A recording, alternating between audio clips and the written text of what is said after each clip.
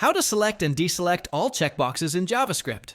Managing checkboxes with JavaScript allows users to quickly select or deselect multiple options on a form, which is helpful in tasks like bulk actions, surveys, or settings panels. The process involves identifying a group of checkboxes and then toggling their checked property. First, you usually create a master checkbox. When this box is checked or unchecked, it affects all the other checkboxes. In JavaScript, you add an event listener to this master checkbox.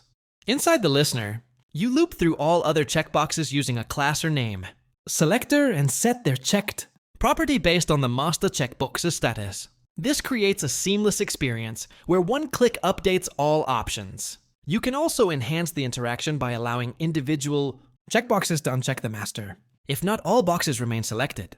This technique is commonly used in email apps, to-do lists, and admin dashboards. It saves time and makes your interface more user-friendly. Adding this functionality to your project shows attention to detail and significantly improves user convenience. It's a small feature with a big impact, and it's easily implemented using basic JavaScript.